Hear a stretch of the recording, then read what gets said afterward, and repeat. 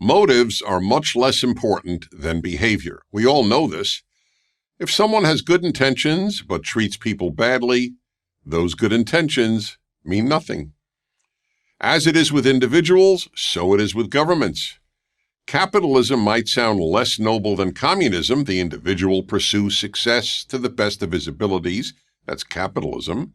Versus everyone shares everything equally. That's communism. But it is capitalism that has produced freedom, and it alone has lifted millions from poverty, while communism has kept millions impoverished and, without exception, crushed freedom. Capitalism, for all its imperfections, enables a decent society. Communism, whatever its stated intentions, leads to evil.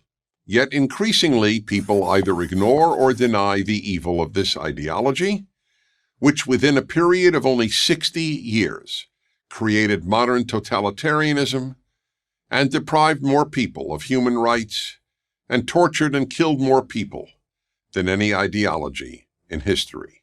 How can we explain this? There are two ways. One is ignorance. People just don't know the truth about communism. The second is willful blindness. People know the truth, but choose to ignore it because the truth about communism's horrors is too painful to confront. Given the sad state of our educational system, we can assume most people fall into the first category. They just don't know.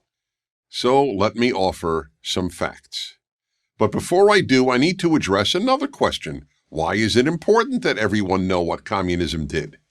Here are 3 reasons. First, we have a moral obligation to the victims of communism not to forget them. Just as Americans have a moral obligation to remember the victims of slavery, we have the same obligation to the billion victims of communism, especially the 100 million who were murdered. Second, the best way to prevent an evil from reoccurring is to confront it in all its horror. The fact that many people today, especially young people, mention communism as a viable option for modern society proves they don't know communism's moral record. Therefore, they do not properly fear communism, which means this evil could happen again. And why could it happen again? That brings us to reason number 3. The leaders of communist regimes and the vast number of people who help those leaders torture, enslave, and murder were nearly all normal people. Of course, some were psychopaths, but most were not, which means that any society, including free ones, can devolve into communism or some analogous evil. Now some facts, based on the authoritative Black Book of Communism, written by 6 French scholars and published in the United States by Harvard University Press. Here are the numbers of people murdered by communist regimes, not soldiers, ordinary civilians.